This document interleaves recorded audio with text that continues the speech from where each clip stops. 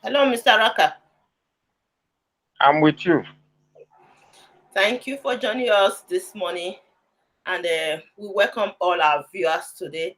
We are here to discuss about the three candidates, the three leading candidates, Peter Obi, Atiku Abubakar, and Bola Ahmed Tinubu.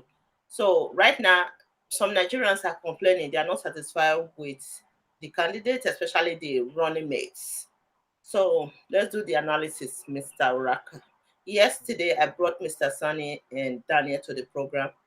Even late night, around 2 o'clock, we are still on live broadcast, 2 o'clock Nigerian time. So um, let's dive into this today. Mr. Uraka, Yeah. first of all, Peter Obi, Hmm. First and big. foremost, before I jump into Peter Obi, I just finished watching the program that involved Mr. Sani and Daniel Lindsay. You see, one thing that differentiates me and them is the fact that I don't have the heart to accommodate hate. I don't hate the Fulanis, I don't hate the Yorubas, I don't hate the Igbos. Because if you accommodate hate, the tendency of you to be biased will always be there.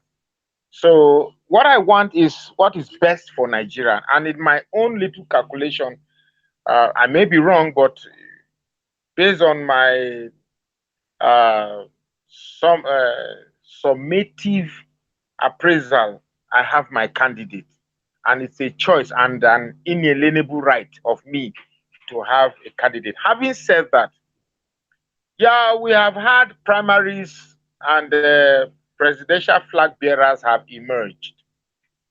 And we have talked so much about their possibilities and their candidacy or candidature to the esteemed presidential seat in Aso Rock for the Federal Republic of Nigeria.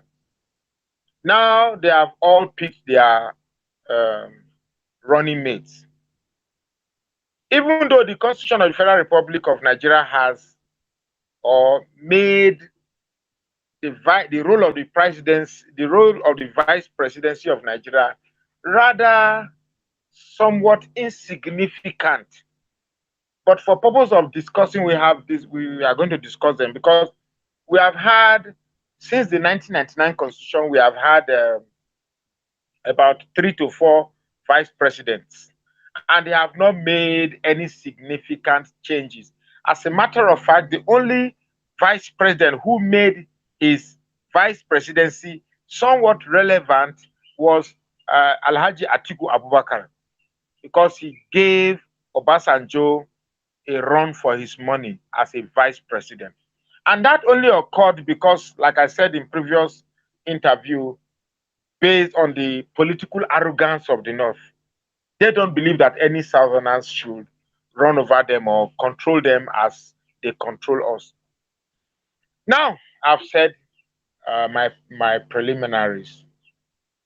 Well, I was made to understand because as soon as I heard the running mate for Peter Obi, I quickly made some phone calls and made some inquiries.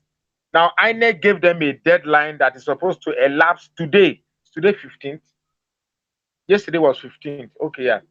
So INEC gave them the 15th of June for all presidential aspirants to name their uh, running mate. So I think in the heat of not able to arrive at uh, meet the deadline, they quickly picked.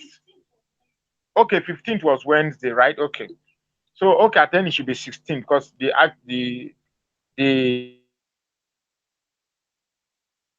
deadline actually elapsed yesterday. And either 15th or 16th. Either way, there was a deadline given by INEC. So in order to meet the deadline, they had to pick somebody they call a placeholder.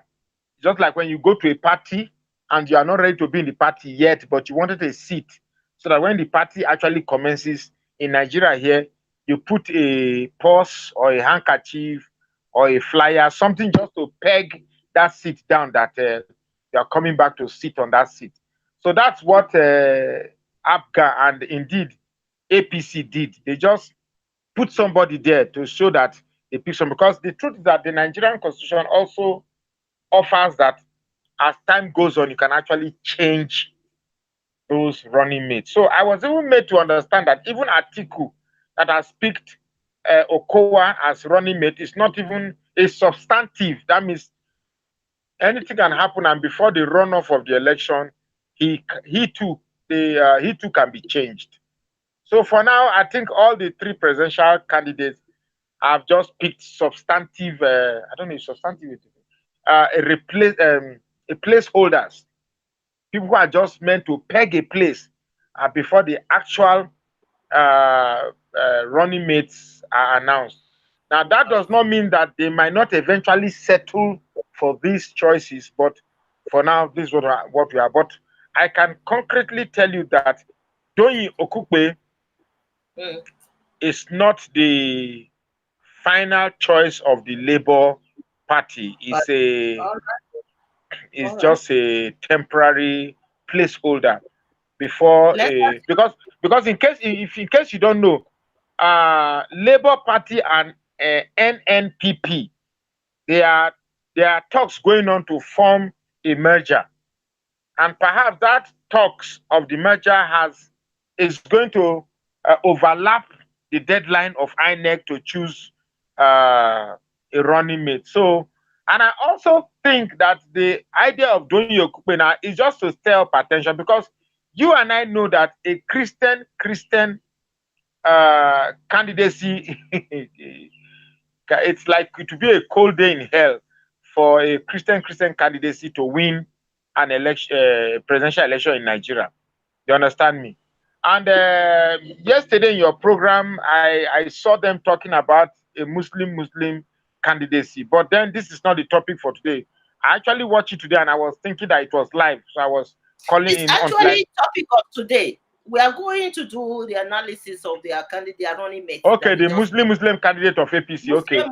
Okay. Let me. So for now, if Labour Party picks Don Yokupe, they should just go and rest. I will, instead of wasting my energy to campaign for PDP, I will campaign for Atiku Abubakar. Let's just agree that they are under the Islamic Caliphate of the Fulani Cabal. Instead of wasting my vote to campaign for Bill, it's not going to fly. A Christian candidate will not fly. It will not fly, yes. So the same thing yesterday, we were criticizing APC for picking Muslim. So what do you think about this Muslim ticket? Now, analyzing the APC Muslim ticket will not be the same thing as analyzing the Labour Party Christian ticket. I am very sure, 100% sure that the choice of Doyin Okupe is just a rush decision to meet the deadline of INEC to pick a vice president. That's not going to be the final. That's not going to be the final duo that will contest for this. Mr. Raka, how popular Peter Obi is in the north? Do you think he will be able to find a charismatic political leader in the north as his vice? Now, this is by far the most intelligent question you have asked since I've been on this program. Now, let me tell you the reason why a lot of us Southerners we are yet to come to terms with the political psychology of the north. We are yet to come to terms. We still think there are rational Muslims. There are we still think there are rational Muslim or rational Northerners in the north. The truth is that every Northerner knows that Peter Obi is the better choice among the three options we have. They know it. They know it. But the idea that what has already been established in the north as Nigeria, same land, will be adulterated or upturned by the emergence of an Igbo presidency will turn the whole of the northern political psychology upside down. So in order to maintain that ideology of Nigeria same land, in case you don't know what Nigeria same land is, Nigeria same land means Nigeria can only be ruled by a Muslim faithful. You get me? Okay. Now, that's the meaning of Nigeria That's the say meaning malam. of that's the meaning of Nigeria say malam. Now I'm not making these things up. It's a popular cliche here. It's a popular, everybody knows it. Now, it is this cliche that guides every Muslim voter. So it doesn't care about whether you are talking about percentages of inflation, how our according to Peter Obi, our power grid is supposed to be generating. Our power grid is still generating 7.5 megawatts, whereas Egypt is generating 45 megawatts. Now, these realities cannot sink in the mind of an average northern voter who believes that Nigeria, same malam. It's going to be very, very difficult.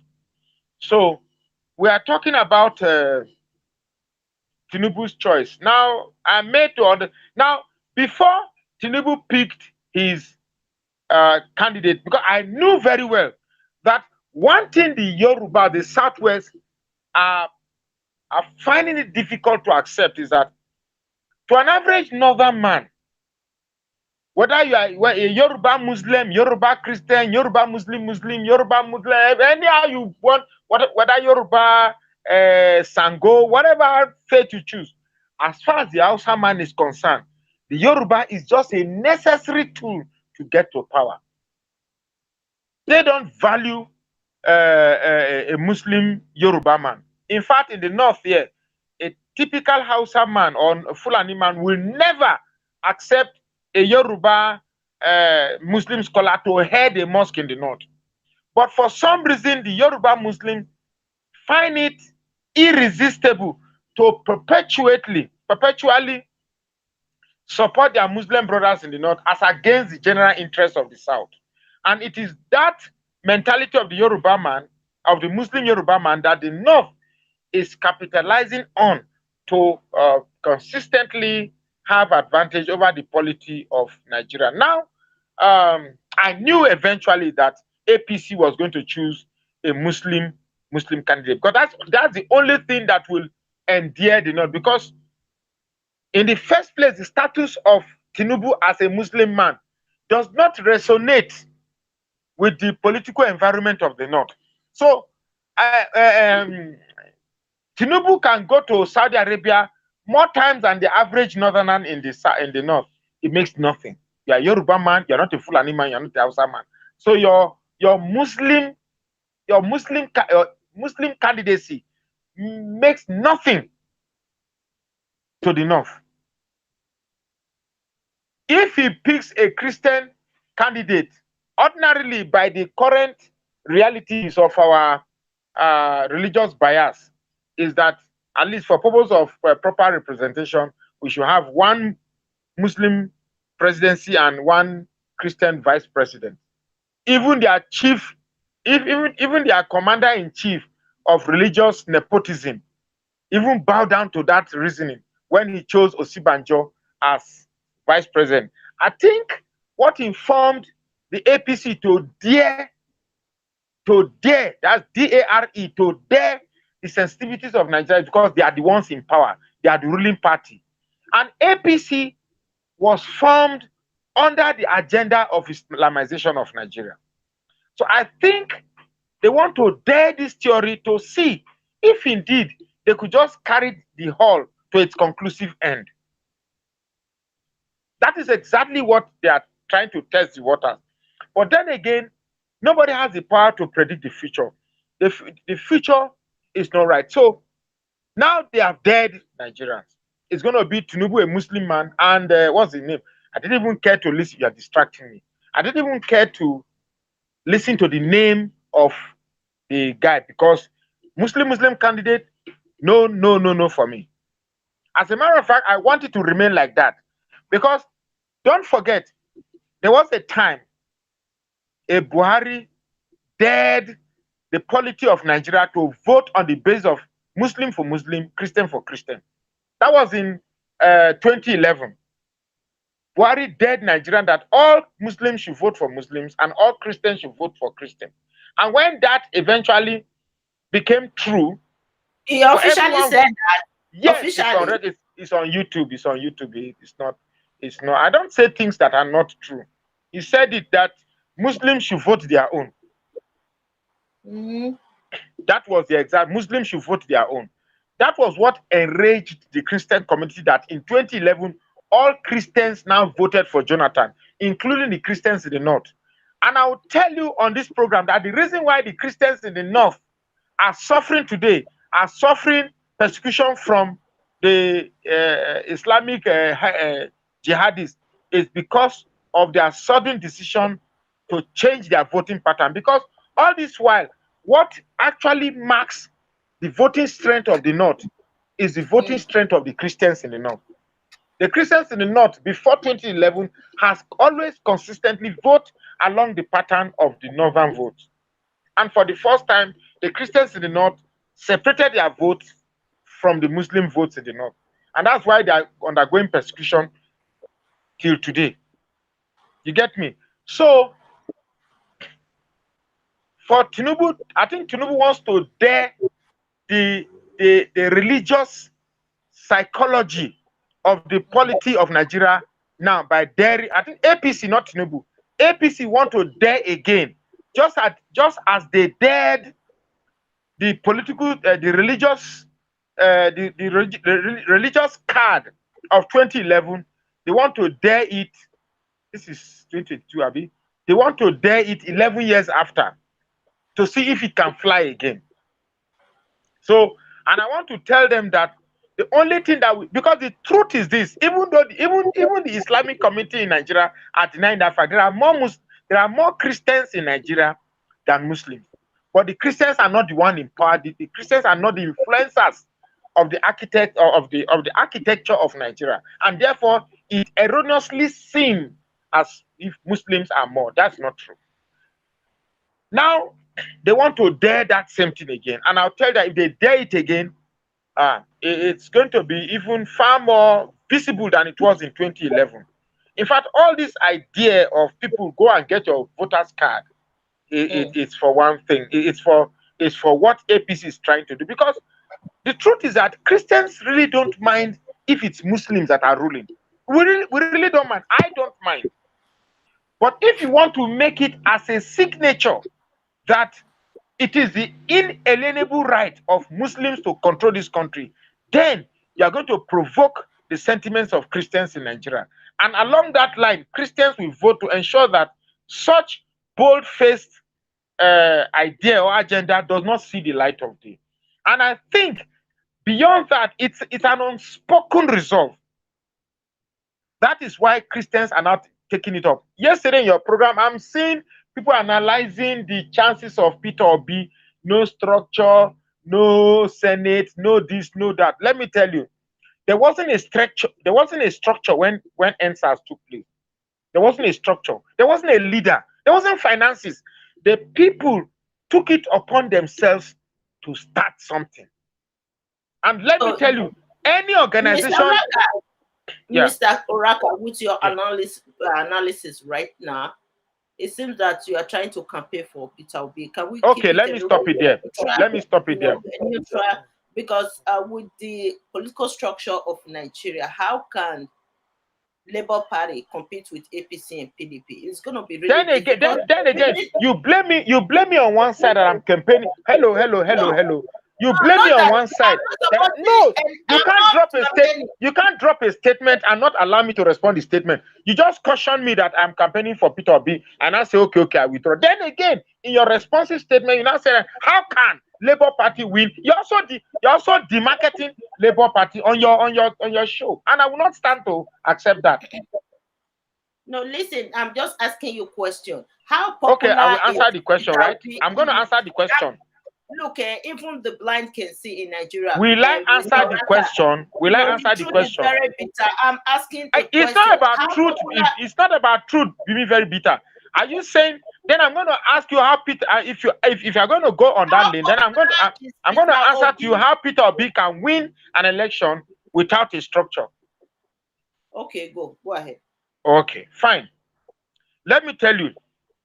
What do we mean by structure?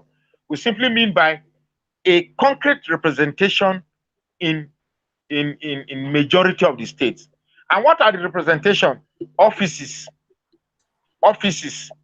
secretariats. Like in Plateau State now, we have the secretariat of PDP, we have the secretariat of APC.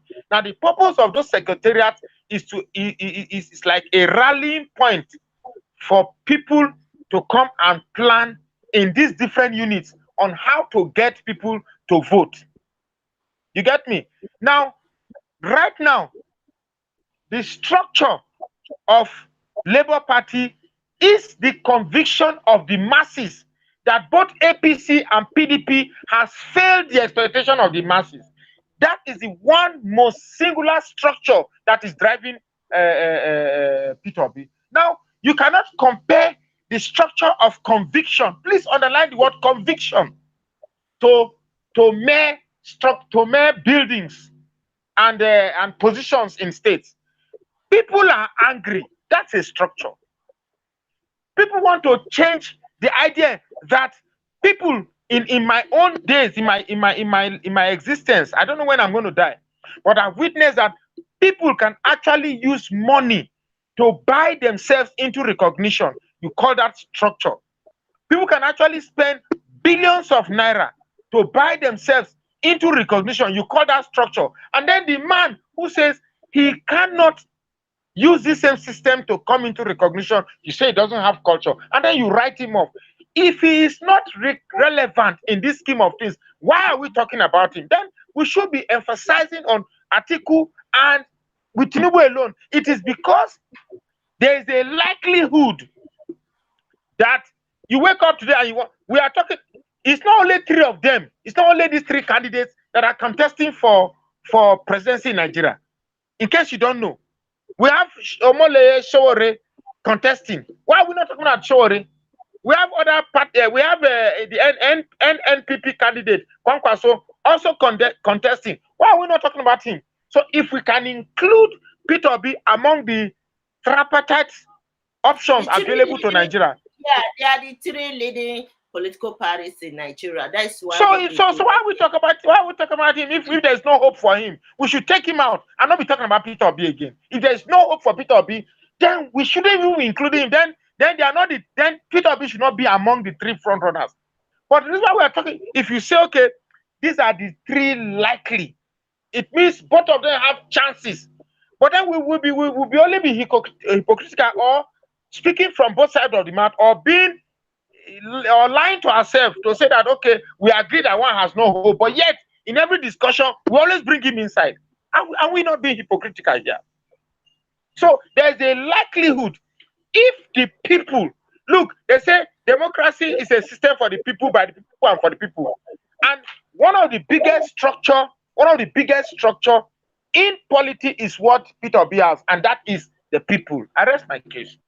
Didn't plan this, so I've sent my boy to go and call at random in Plateau here. Just don't tell him what I'm calling for at random, so that you see. You see, it's like some of you living abroad are not in touch with how people are angry.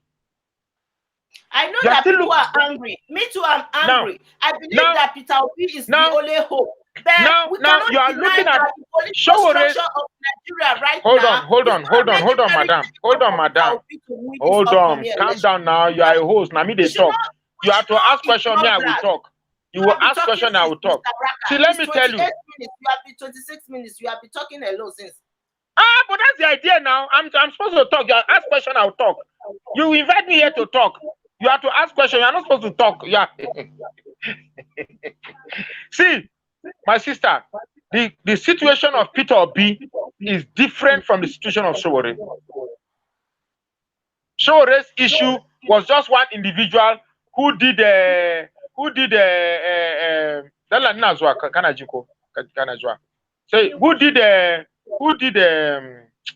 Sahara Reporters helped the current government Buhari regime to bring down Jonathan and made a lot of money because they needed to bring Jonathan at all costs, and they pumped billions of naira to that channel.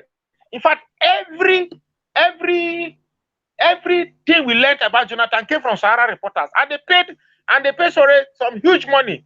And for a poor man, a hungry man who suddenly saw billions of naira in his account, he felt the billions he had in his small meager account was enough for him to start thinking to become Nigeria's president. Comparing Sowore and Peter Obi, or comparing APC and Nurse whom are supporting, so you get me? It's wrong. You understand me? It's very, very wrong. So these are two different scenarios. Peter Obi, in the case of Peter Obi is just like a beacon on which the Nigerian populace are focusing their anger and displeasure on the failure of APC and PDP. You should not take that one out. That is yes, what that is. one I agree with you. I agree. That is what. Mr. Raka, one thing you don't understand about me, and one thing you don't. I'm very okay. I beg. Come, you can speak talk, English, bro.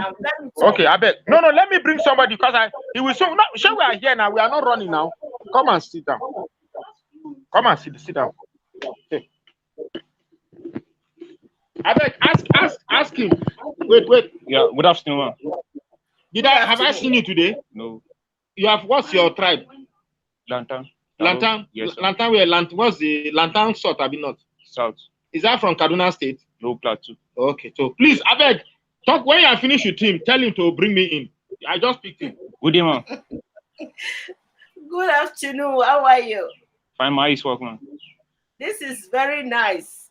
Yeah. You know, we are glad to have you on the program today. So we are debating on the three political parties in Nigeria right now. So okay, you live in Plateau State, right?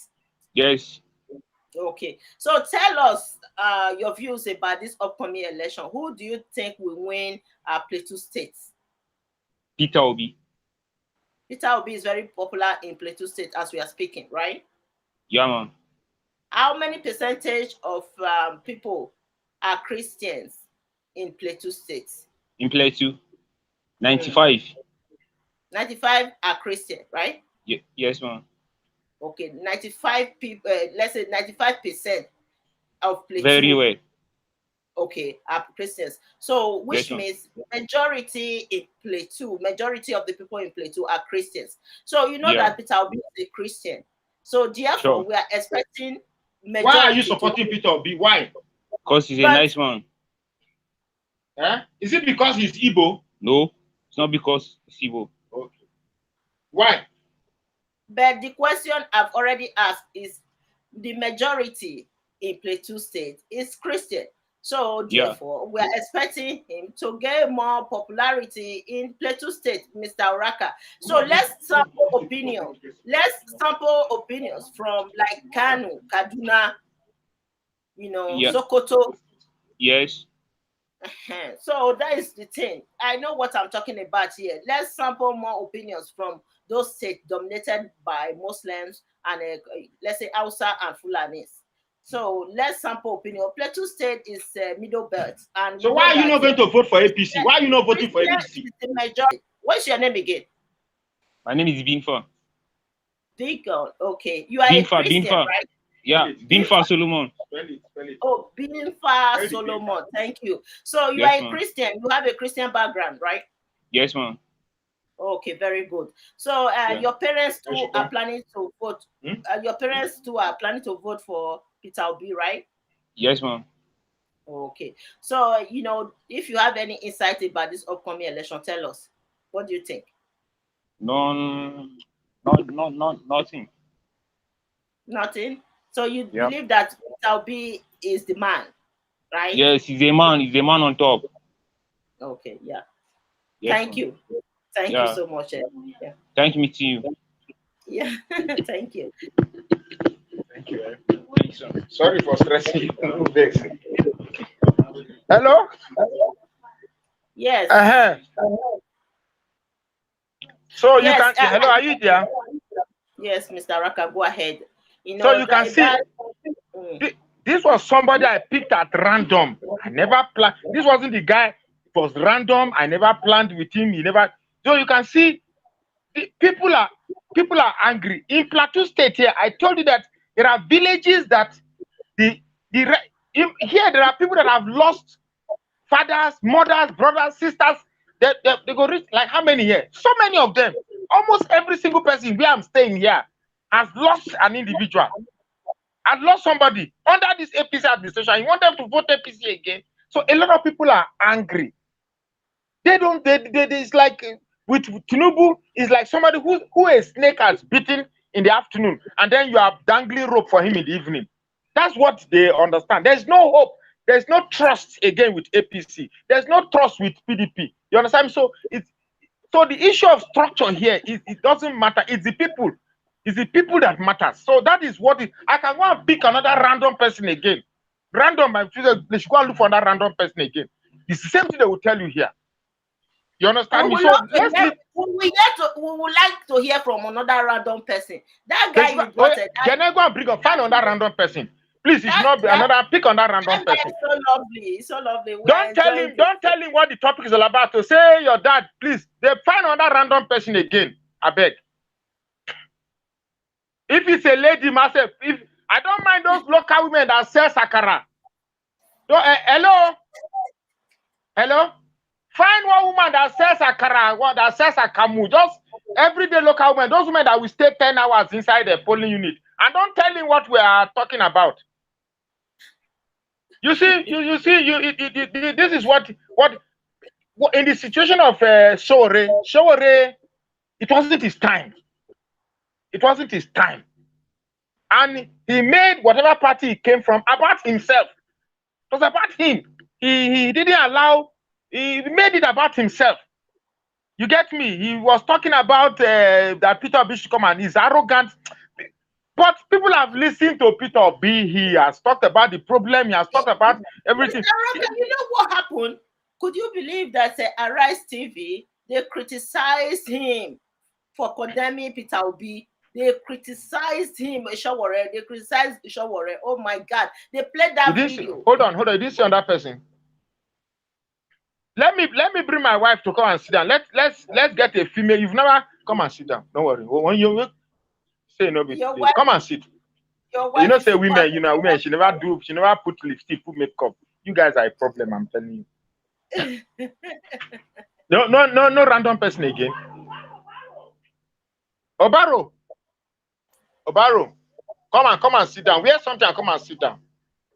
I just want to give you as many. Obaro, come and sit here. He's coming. He's a 16-year-old. Just see him. If find somebody outside, you know your family, they are all part of your ideology. They will say the same thing as you. So we want a neutral person. Okay, Obaro, come please, just walk down to the transformer. Just see anybody, how many of those young boys, tell him that it's me, that please, I beg him to come. You get me? Or Taylor won't come. Just beg him that I say, please, I'll find them something. That I'll give them something, they should come. I'll find them something. If you are watching right now, guys, we are trying to sample opinions from just even if there are 3, if there are 4, bring them. Just that Nekpe will give them something, not me. That will give them something. You understand me? Especially those that they've killed one of their loved ones, bring one of them. Anybody that has lost a loved one. Because if I'm saying this, you look as if I'm just making things up. I believe, no, Mr. Raka, with what that young guy just said, I believe you. But what I'm saying, I will repeat. Maybe you didn't listen to me when I was saying it. No, he was putting on an earpiece. I couldn't hear your question, but I was just hearing his responses. Okay, I said that. So what I said is that if you ask me right now who is capable of managing Nigeria, I will tell you Peter Obi. Psychologically and physically, he's fit with his experience and his track record in Nigeria. He's fit, he's antecedent. There's no doubt that Peter Obi is the most capable candidate right now in Nigeria. But with this APC and PDP, they are like the witchcraft behind his campaign. That is what I'm It's money. It's just money. They're going to, in fact, never in the history of Nigerian politics will you see money being spent. What was spent on the primaries is just a child's play. You will see money, as in money.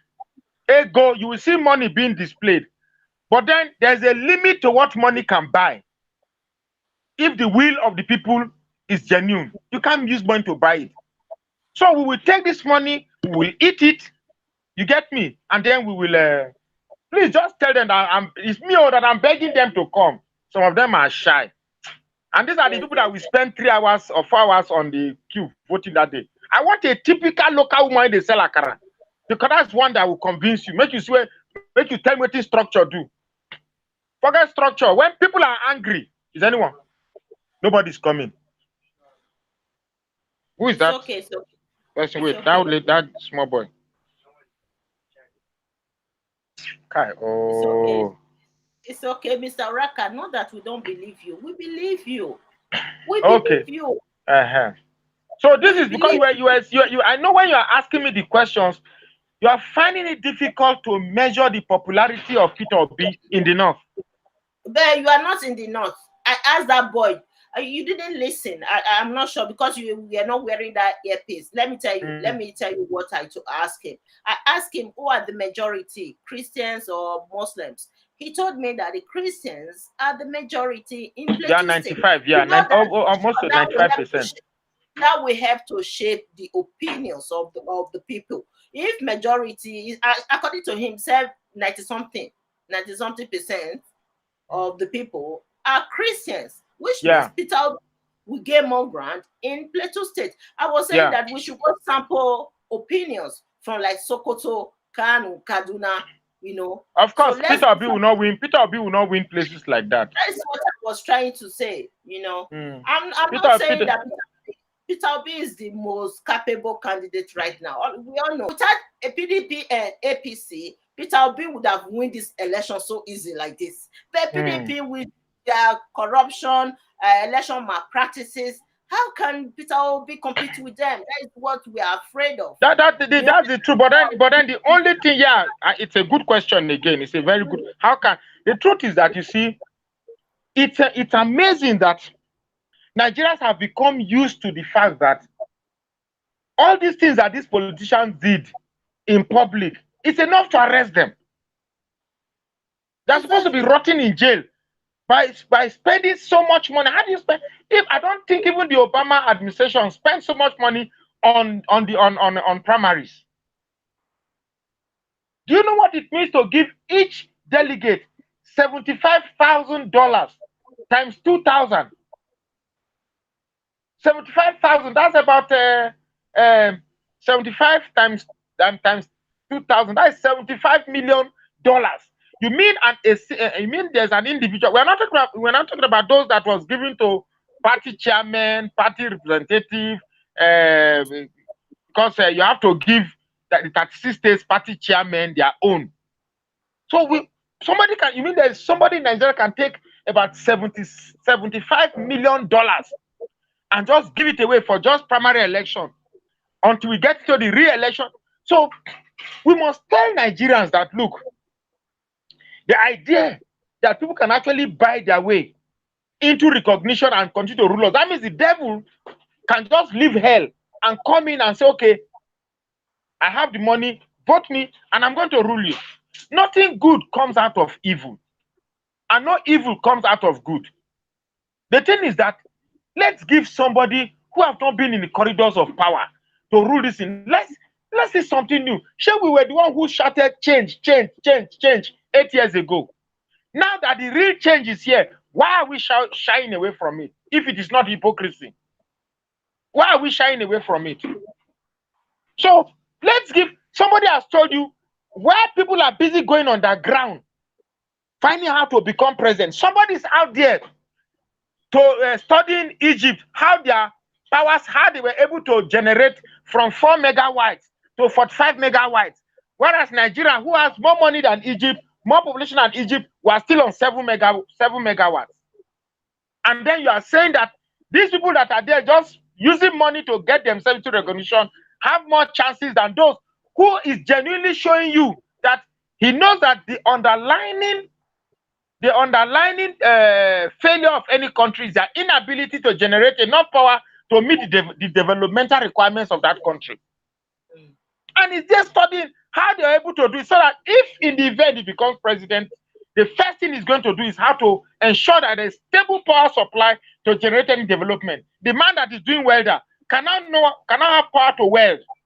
The banks can now depend on power to do you know how much banks spend on diesel oil daily to remain connected on power?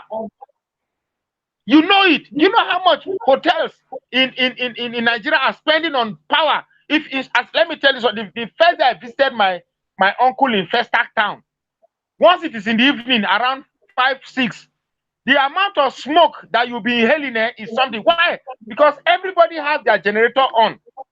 In fact, in one small compound of one plot that has about 5 tenants, first there's noise pollution and there's smoke pollution. Everybody has their joint generator on and everybody's inhaling carbon monoxide because our power system is down. And if indeed we must go up, our power must start functioning. Look, these issues we are talking about is very sensitive. And God knows I am in this program not being sentimental. You get me? I'm just saying it that look, it's time we gave people who can actually manage the affairs of this country the opportunity to do so. If we begin to stamp in our mind the inhibitions, like no structure, no Senate president, no this, no that, are we saying that because of these inhibitions, we are cursed to settle on these same devils that are not interested in the growth of this country? Yes, somebody said, Atiku said he's going to privatize the nation's economic infrastructure. But even though you privatize the structure without adequate regulation, we are still back to square one. When government was managing NEPA, it was cheap for the common masses. Now that you have privatized it, it is expensive for the masses, and yet the masses got less than what they were paying when it was cheap. They are getting the service. Yeah. Mr. Raka, could you believe we are here discussing, something important? Some people are leaving extremely funny comments in the comment section. I'm going to read one for you. You won't believe how some Nigerians are thinking. I'm so disappointed. Let me read this. I just sampled some of the comments right now. I'm going to read this one. There will be no election in 2023. If there is election, the election would be cancelled. Oh, please don't leave comment now. The election will be cancelled. The next Nigerian president will be interim president. It is between Dr. Adesina, Pastor Tude Bakare, and Fayemi. You won't believe. I told you that this comment is gonna I wasn't finding it funny. I wasn't finding it funny until the end. You see, these people, don't blame them. You see, Nigeria has become so messed up. Nigeria has become so messed up that the very nucleus of our psychology is affected. The very nucleus that enables us to reason rationally has been affected. There are those groups that have been affected by pure hatred, like my friend Daniel Lindsay. I understand his hatred. I understand his annoyance. But hatred is a disease. If you allow it to sink into you, it destroys you. And what I see with the young man is that the man has allowed hatred to destroy him. I don't like what IPOB is doing. I don't like what is happening in the Southeast. As a matter of fact, if I hinge on those things that are happening, I will not even speak for an Igbo man. In fact, I'll tell Peter Obi to go. But God has a way of doing his own thing. If you look in the Bible, if you're an ardent Christian person, you realize that every work of God in the Bible has been different from what man predicted. Can you imagine God picking a stammerer to go and tell Pharaoh, let my people go? But God wasn't looking at his God wasn't looking at his inhibitions. It was looking at the innate content in him, the ability that he once lived in the palace, so he has kingly features and he knows how to speak like a king. And it was only Moses that can speak to Pharaoh as at that time, because Pharaoh was his younger brother when he was in the palace, but he couldn't speak. And to curtail his inhibition, his speaking inhibition, God now attached him with Aaron. I can't speak. You do the speaking. I will talk. You tell me what I spoke. Do you know? In fact, I don't want to be a pastor because I'm not a pastor. But you see, I know that anytime God wants to give us something, he brings something from nowhere. Who knew Jonathan? Who was Jonathan? But God knew that the only way he can make Jonathan to become president of Nigeria is the way he did. So the truth is that God also what I was very angry when Peter Obi left PDP. I was very, very angry. But come to think of it, if Peter Obi had remained in PDP, he would not have even come third. They would have disgraced him. But something pushed him to leave. And today, people are talking about him. On one side of your mouth, you say it's irrelevant. On one side of the mouth, you can't stop talking about him. If it's not relevant, stop talking about him. People are angry. Mr. People Raka, are angry, and that is his one singular structure. If he breaks it down by doing one fault, you know, a structure built on one pillar is easier to fall than a structure built on many pillars. The advantage that APC and PDP has that they had many structures, so they can afford to do many mistakes and still remain relevant. But for Peter Obi, he has just one structure, and that is the masses. If he does one mistake, and on your program yesterday, which Daniel Inze was asking, I like the fact that he asked that question, and I'm going to say, is it not good for us that the atrocities in the Southeast have tremendously reduced on this account of obedient campaign or whatever? The killings have stopped. The sit at home have stopped. The Southeast now is no longer the haven for breaking news. Don't you like it? It shows that they are not really what we say they are. Something is driving them. So if the country works normally, it means that everywhere is going to work well.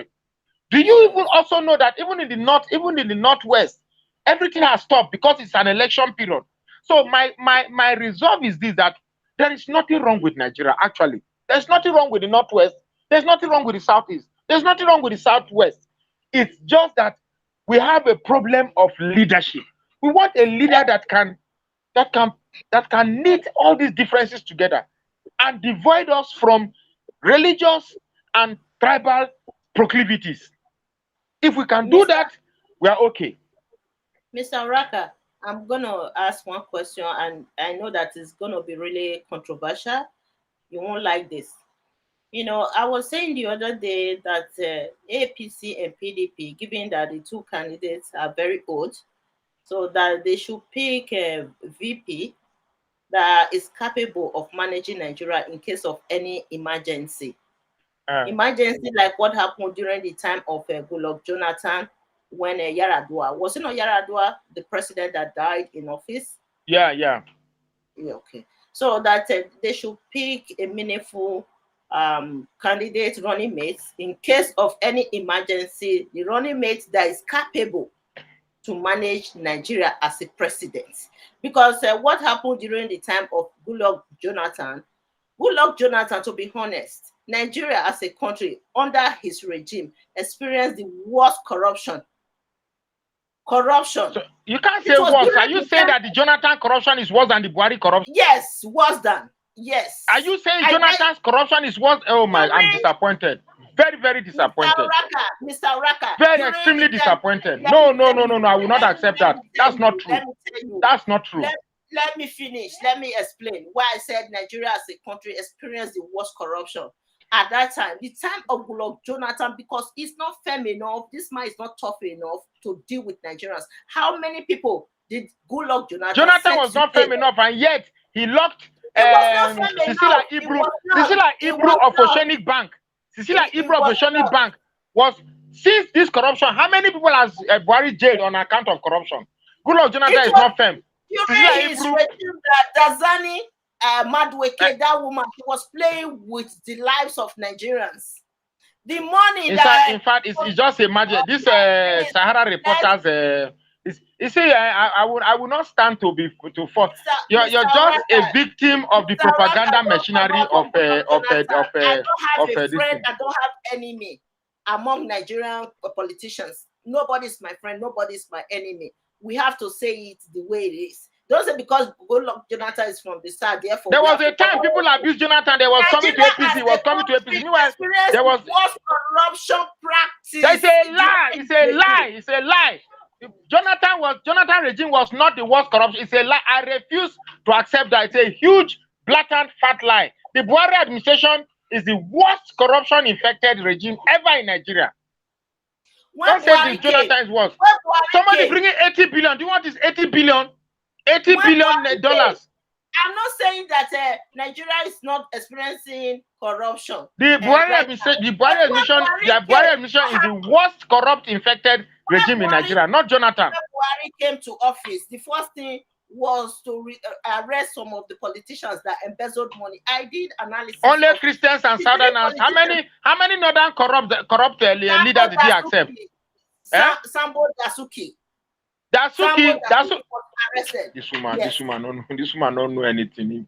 I will just yeah, I will not comment on this corruption thing. Let's talk about the candidates. Mr. Uraka, I'm saying it now that when they are choosing their running mate, they should ensure that a running mate that is capable of managing Nigeria in case of any emergency. Let me tell you, these two candidates, Atiku and Atiku, they will never pick any candidate that is because Atiku PDP now believe that he must pick from the south. They will never pick any. You are distracting me now. They will never pick any southerner that is assumed to be firm. They will not do. They will not do that. They will not. Yes, that's what I was saying. So you get me. So they will not do that because they will not want a situation whereby there is an unconscious comparison between them and their running mate. I will give you an example. There was a time Buhari left out for medical distance, and Asubanjo was in charge of the country for 3 months. In 3 months, as if it was a touch of magic wand, everything changed. There was peace and there was love in 3 months, and they asked Buhari to come back. And as soon as he come back, as soon as he came back, things went back to how it used to be. So the North will never choose a firm person in the South. They know how. Till tomorrow, I'm going to make a research on how they are able to identify idiots from the South. But it's like they're in abundance and they know how to identify them. But Atiku wanted to pick Wike, but he rejected. That's what people are saying. And I respect the fact that Wike, see, for the first time by my own estimation, we now have a powerhouse politician in the South. Not all the Akpabio who, after small shaking, you just carve in and you just change party. You don't mess with Peter Obi. You don't mess with Wike. You don't mess with him. You understand me? And I like the fact that he's making himself as not a cheap person that will run. I like the fact that he refused it. That's fantastic. I doff my hat for him. That's beautiful for me. You understand me? So all these other ones, Okowa says, because of this, you betrayed your own brother because you wanted VP. You asked Delta State to vote for Atiku because they will nominate you. Because if Wike had been presidential flag bearer, he's not going to nominate him. So at the end of the day, everything Okowa did, I'm from Delta State, a very proud Delta State born man. But I will not allow my love for Delta State becloud my mind of what the North is playing. They use you to betray your brother, to rule over you. I saw pictures of his brothers, relations, celebrating. What is there to celebrate for being vice president? Why are we so getting this climax, getting this fictitious erection for being vice? What is there in vice that we celebrate? Can't we just, for one, have this political arrogance of ruling Nigeria or being the ones and we feed this country? Why can't that be enough motivation for us to be the ones in charge? And you see some of us speaking this English, it doesn't matter who rules this country, so long as he's going to perform. Oh, it doesn't matter who rules this country. Wike would have accepted the VP request. No. Wike, I love the fact we should have somebody. If we look, I will tell you why it's good that Wike shouldn't accept. Jonathan became the president of Nigeria because he accepted the VP. Please, Mr. Raka, don't just support. You are looking at it from that. Must we win president on the account of somebody dying and leaving the space for us? Can't we win presidency from normal political strategy? Wike needs to be a little bit loyal. It doesn't really matter. No, forget that thing. Must we win election on the basis of a president dying for us? Can't we win? We had an opportunity in PDP. All we needed to do was the other candidates to step down for Wike, but we were holding our grudge. He did this to me. He did that to me. Mr. Raka, Yemi Osinbajo was just a regular citizen before he was picked as the VP. But this election, you saw that he also declared his intention to run for the presidency. You understand? So Wike would have accepted the VP request and we take it from there, from one Anyway, step, for now, one step I to can the other. So categorically, it should, I can categorically tell you that the choice of Okowa is tentative. It's not even substantial yet. It has not been substantiated yet. So Okowa is let's not wait. good there. Let's wait then until they pick, because eventually all these running mates will be changed. Even APC will change their own. So let's wait and see. Every running mate they've chosen so far is just to beat the deadline. I can categorically tell you that yes. But the one for Atiku, it looks like it's going to stay that way. The reason why they chose Okowa is because Okowa has one leg in the south and one leg in the southeast. So it's going to be like the Igbo speaking part will speak on the fact that he's an Igbo, and then the south part will speak vote for him. So that was just the reason. I don't think so. I don't think Igbo people. So what's your reason for choosing Okowa? What do you think is your reason for choosing Okowa? Because I think he's very loyal. Like what so you loyal. said before that. Another man will choose because you are loyal. You have not to bring another man will choose you just for loyalty. You cannot bring vote from your place, and another man will choose you. My friend, tell me something I don't know. Another man will not choose you for just being loyal. Another man will choose you because you have political clout and you can bring vote from your region. Political clout, nothing. He has no popular attributes. But I'm telling you why they chose Okowa, because Okowa has a mixture of Igbo and South in him. That's why they chose him. It doesn't matter, even though he has a mixture of Igbo. Yes, it's still an animal. I'm telling you the reason why they chose him. Why do you like arguing this thing? I'm telling you what the reason why they chose him. You are arguing. If you have the answers, then leave me out. I'm telling you why they chose him. They chose him because they know that if they pick an Igbo man, I think he will not get any vote from East, because Peter Obi will take that. So why not pick somebody who has a link between South and Southeast? That's just the reason. I don't know. Let me just argue. But Wike would have picked the VP request. No, I don't want. I don't. Besides, an Atiku and a Wike no go blend. Now fight with fight every day. But we want somebody that can really represent the South. That's the reason why the North will never pick somebody. You think if that was when I saw people blaming Jonathan. I said, do you think if Jonathan was like a Wike as at the time, do you think the North will agree that Jonathan becomes vice to Yaradua? This is who he was. That's why they chose him. It was his gentility that earned him to become vice. And now they are choosing another vice again. They pick Okowa because they know he will not give any problem. If it was suspected that this person is going to give us a problem, they will choose him. But I don't understand this. They said it was Wike that rejected the VP request, which means they wanted to choose him. Because the reason why they brought this on to Wike, because if you agree to be vice, they are going to put somebody else as the party chairman. Wike now has more influence in PDP as not being a vice than having an influence in PDP as being a vice. Because being a vice will mean he has been subjugated.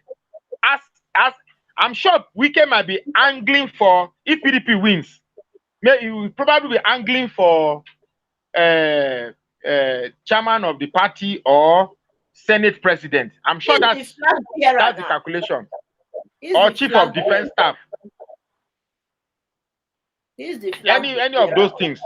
But for vice, based on my political consciousness of staying in the North, it was if Wike refused to be vice, that's the best decision he has ever made. For us who are emotionally attached to political analysis, you can't get it. That man knows the North very well. For the first time, we have a political juggernaut in the South who understands politics of the North. I wish I can meet him. Amigo first giver. You understand? I like it that way. Don't go and become vice. Today, Osinbajo, who is vice, what does he have? He has no influence in APC. He has no political relevance upon being a vice. All that he has now is that one-time vice president of the Federal Republic of Nigeria, and that's all. And his biblical grammar that he carries along.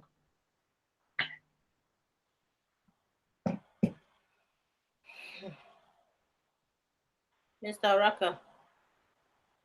with Okowa being the running mate of Atiku, I think is giving more opportunity for APC to strive in this upcoming election. The way That's I'm not seeing even true. That's not even true because in Nigeria, the Nigerian electorate does not vote on the basis of vice president. They vote on the basis of Atiku. I can tell you that the Northeast now they're even happy because somebody's not going to control him. Somebody's not going to. You see, the northern politicians enjoy this exuberance of being in power, of being in charge, of controlling you. That is who they are, and you will never change them. So when they see you, when they look at the options in the south, they weigh more than everything. Who is going to be loyal? Wike does not fit into that bill. So no matter what, whether it's going to, that one takes it. And I like the fact that in the event that tomorrow we are looking for somebody who is going to challenge the political geometrics of the north, at least and a Wike can come out. Let's build a political powerhouse in an individual that can say, okay, this is how I want things to be and to follow. But this is our jealousy, our ethnic jealousy, ethnic wickedness, ethnic self-centeredness. We'll not allow that to happen. Because the same people who say, Wike is too proud, Wike is too the Wike is too that, we are not the same us. I will give you an example. Do you know that the current Senate president didn't win his senatorial zone? Didn't win it. It was somebody else. But now they have spoken to the person and the person has stepped down for the current Senate president. Do you think if it was in the South, an election was conducted, one Southerner won as against the incumbent Senate president, do you think he would step down? Hello, I'm asking you. I don't know. Give it to the North. They have a way of settling their disputes. Without you and I, they will not quarrel about it. You will not hear about it. Social media will not, but they will settle it. But for we, it is do or it is fight to the death. Even though it's going to cost, even though it's going to cost the interest of the South, no problem. Let's fight it to the end. That is why we are where we are today. You know, in the North, they are very united. The unity there is obvious. Unlike in the southern region, there's no unity in the south. So as a matter of fact, after this electoral process, if any Southerner come to social media and cry that the North is ruling us, we are Lord over, I will say, keep quiet. We had all the opportunity to take power, but we kept fighting this, our ethnic, this is there. Why didn't Wike step down for Peter Obi? Why didn't Peter Obi step down for this? Me, I'm not concerned whether who stepped down for. My important thing is that power comes to the South. If this APC had brought a vibrant Yoruba man, not a shaky Tinubu, I would have said, let's go for APC, even though I hate APC. But you can't give me an option that suggests I'm between the devil and the deep blue sea and ask me to choose one. Mr. Uraka, yeah. Because you want power to come to the South does not mean that any person that emerges from the South you have to support. Absolutely, that I want power to the South. Fortunately, somebody who is capable is from the South should come in. Look, what I'm concerned about here is the psychology. You get me? It's the psychology. If you continuously allow one region to continue to rule, you leave a psychology in them that they own power and they are better than you. You get me? You don't. My problem when talking with you, Nekpe, is because you don't live in the North and probably you've not stayed in the North, so you will not even connect what I'm talking about.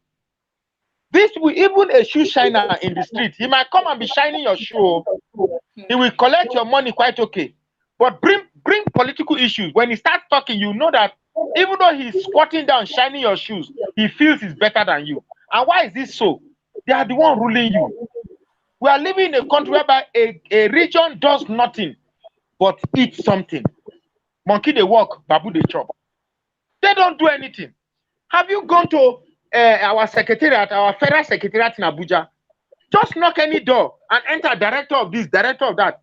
They are all northerners.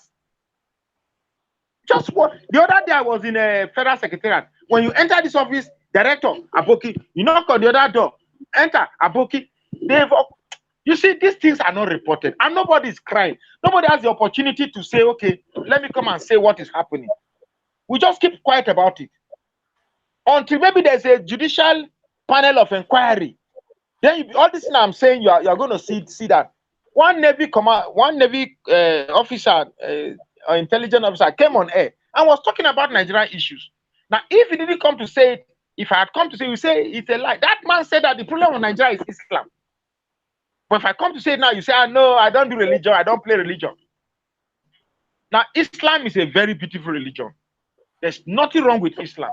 But the type of Islam some people are practicing in Nigeria is the one that is causing problem here. Yeah, Islam like preaches peace. Yeah, Islam preaches peace. Islam preaches peace, but how do you say Islam preaches peace, yet you cut off somebody's neck and then you shout Allah Akbar, God be praised, on account of the dastard act you have exhibited? So the type of Islam that a group of people are practicing in Nigeria is not peaceful at all. And the type of Christianity also that a group of pastors are also practicing, the commercial type of Christianity that has suddenly become prevalent in Nigeria now, is also not good. Because the type of Christianity we are practicing is the type of Christianity that depletes the common sense of their followers. They tell you to eat grass, you eat grass. They tell you to bring your money, bring your money. So religion is a serious problem in Nigeria. It's a serious problem in Nigeria. And it's just so sad that we're not going to experience any development. So long as, if the choice remains among these two, Tinubu is coming to power on account of the fact that it is his turn, or it is the turn of Yoruba man. He said it. I didn't say it for him. Atiku is coming. Do you know one thing? Obasanjo challenged Atiku that he will never be president of this Nigeria. And one thing I know with a Fulani man very well is that they don't forget. For you, you may have said that thing 10 years ago, 20 years ago, you think it has passed. But the Fulani man never forgets. He will never forget. So, even if it's one day, just to tell Obasanjo that you said I was not going to be president and I'm president today. So, these people are coming to rule on account of personal grudges, personal vendetta, personal bitterness. They are not even looking at Nigeria. They're not looking at the challenges bedeviling Nigeria right now. They're just looking at their personal CV.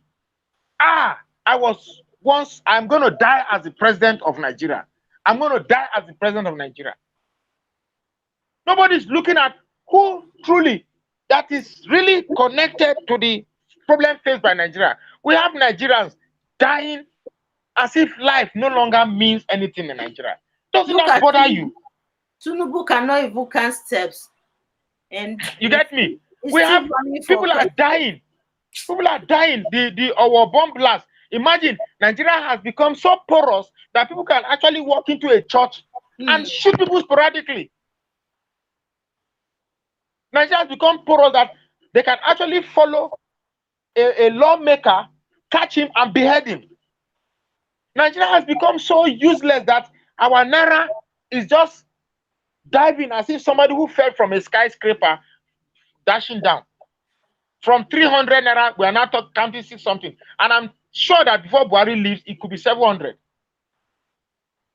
Prices of things are now skyrocketing. Gari and granite, that used to be a fast food, something you just, bad as I never chop. Gari and granite, that used to be a fast food in Nigeria, is now a solid budget meal. Gari and granite, you can prepare gari and granite with 100 naira. But now, 100 naira cannot prepare you gari and granite. Sugar 50, granite 100, gari 150, 300 naira. And that 300 naira, before you go to a restaurant and buy a whole complete meal and sit down like a majestic customer and eat it. But now, you see, Nigeria has gone very bad. And if anybody is not connected to how bad Nigeria is, and because of how bad it is, what should inform you is who to come and change it. Rather, after suffering these 8 years, after being a victim of how Nigeria is bad, you are still using the same criteria that informed your choice of bringing this evil that brought us to where we are, to also choose them again and recycle them again, so we continue another 8 years of this suffering. Then We have no reason or justification to start complaining that Nigeria is bad. We should be suffering like this.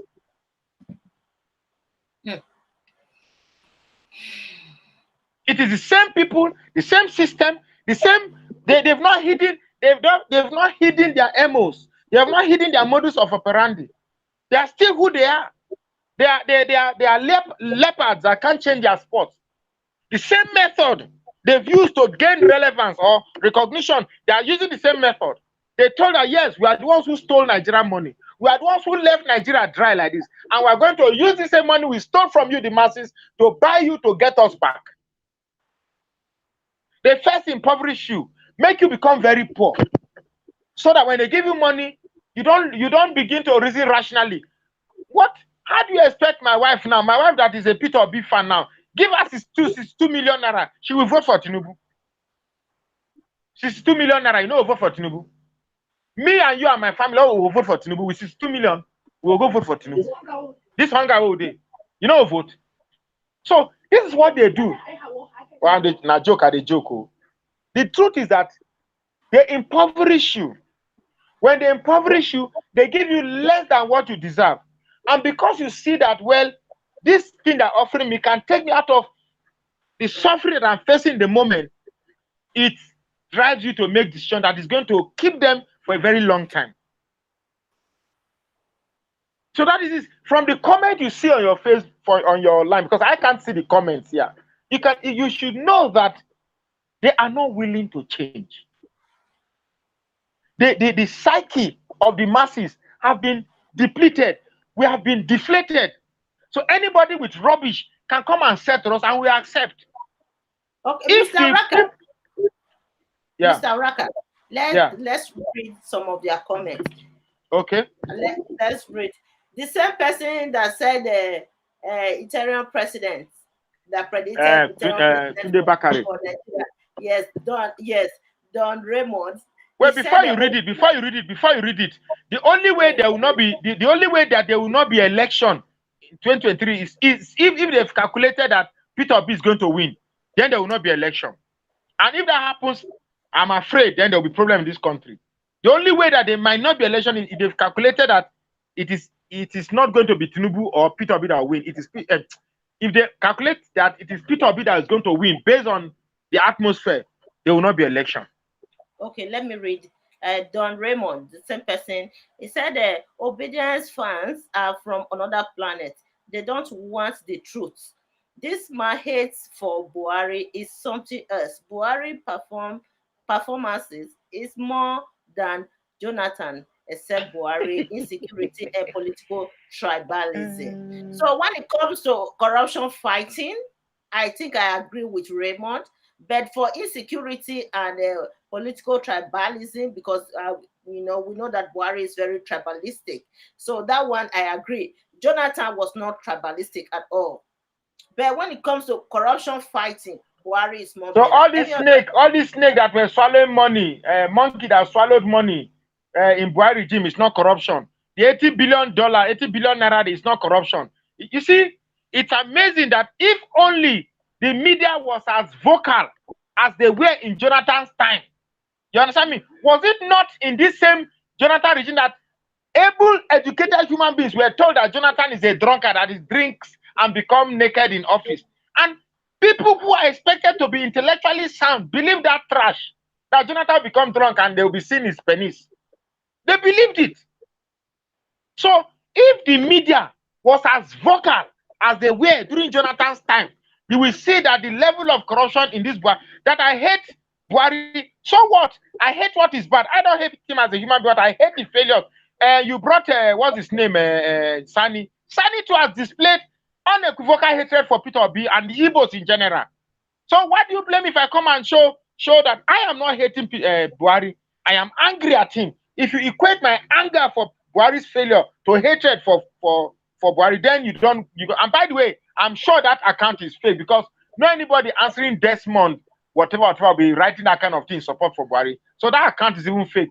So I will save my strength answering him. I'm trying to read. Please, guys, leave meaningful comments here so that I can read it. No, they can leave any comments now. Somebody who is telling you that Tunde Bakare will become interim. So there's one other comment here, Mr. Raka. Let me read this. He said the truth is Derek from Derek Osa Idehe. The truth is Peter Obi is not ready. Social media are the ones pushing him, just like the way they push Owore without structure. So I will not respond to that. It's not important. Respond, These comments you are reading, they are just paid agents. I've told you, I've brought example, I've sampled the public, I've brought them to you. So how can they pay many people like this? Who is paying them? Nobody. Is anybody? When I was asking some questions earlier, you said what? You know, anybody didn't pay Okay. Peter Obi has no future. Can we stop bringing him into the equation? Because we keep we're the ones who will talk about when we are talking.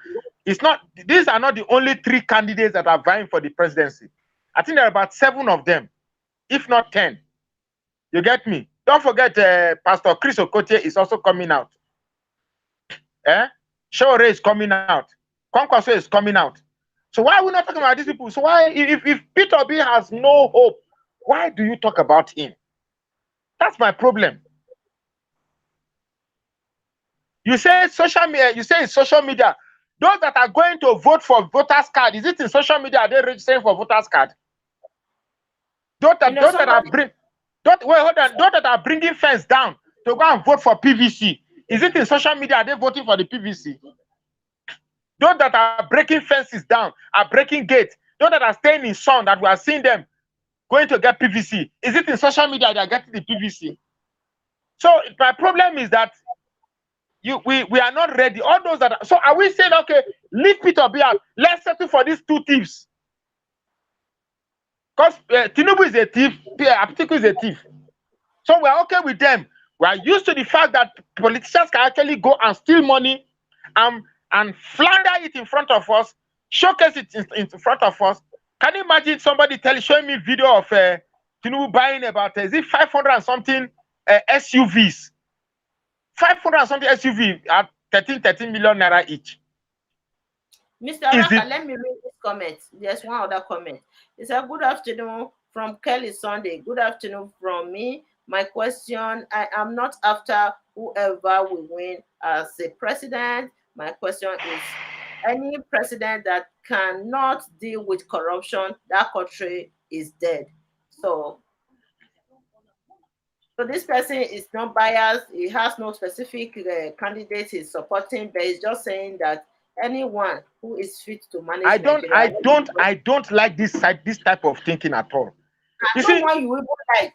Maybe I see. My problem with coming to programs like this is because if I didn't grow up in the north, I would have been talking like this. I'm not concerned wherever the president come from. I'm not concerned about the religion of the president, so long as they give us performance. But I have stayed in the north, and no Hausa man will ever say that. No Fulani man will ever say that I'm not bothered where the president come from, provided he can give this thing. No Hausa man will ever tell that it doesn't matter whether it's Christian, provided they can deliver. No Hausa man will say so. So if they can't say so, why are we saying so? Because we can only, spread an equal mental state when the sample is even or equal. You cannot expect me to be rational when the people I'm rationalizing for are irrational. You want me to be rational and say it doesn't matter, it can be Muslim candidate, but tomorrow when it becomes Christian candidate, they will say, God forbid, there will be riots, there will be burning Christians in the north. You don't tell me that nonsense. This is where your type of education misleads you in respect to the uniqueness of the Nigerian politics. In Nigerian politics, you don't play that rationality of I don't bother this, because I've told you, Western education is not equipped to understand the unique political reference or political structure of Nigeria. You can't do that. It will take the grace of God. It will take the grace of God for you to be reasoning the way I'm reasoning. Mr. Rock, I understand you with Mr. Sani coming to this program. It just personifies the possession of the North, of the Northerners. So I understand where you are If I coming didn't from. bring, if I didn't bring Sani to this program, as I'm talking, you would have stopped me long ago, because I know you would have stopped me long ago. So because of the likes of Sani that exists, you can't expect me to be rational. When I know Mr. Sani will never be rational. Mr. Sani will never support a Christian candidate to rule this country. Never. Mr. Sani will never accept a Christian to hand over to another Christian. Talk less of an Igbo handed over to another Igbo. He will never. In fact, Mr. Sani will never allow an Igbo to rule this country. It's because of the lack of Mr. Sani that has made me to look beyond the IPOB menace and said, okay, I will start supporting them, irrespective of whether IPOB they kill or what. Because come to look at it, you want me to hate Peter Obi because he is associated with Biafra, but you don't see anything wrong with Atiku, who is a Fulani man, and Fulanis are associated with herdsmen and bombing. It's okay to discredit Peter Obi because he is related to Biafra, but it's okay to accept Atiku, who is a Fulani man, but you don't relate to Fulani herdsmen. Look, our biggest problem is the Southerners themselves. With this rubbish intellectual correctness, I don't want to be tribalistic. I don't want to be religiously biased. You think to be religiously biased is wrong? No, sir, it's not. You think to be you see, you can be tribalistic for the positive reason, and you can be tribalistic for the negative reason. You can be tribalistic for the negative reason when you know that the person on the basis of which you are voting him on a tribal basis is not going to perform, yet you are still willing to bring him on the basis of tribalism. That is negative tribalism. If you are going to vote for somebody that is your tribe because he is good and can deliver, that is positive tribalism. But what we have now is negative tribalism. You are seeing this man. This man is not where you are.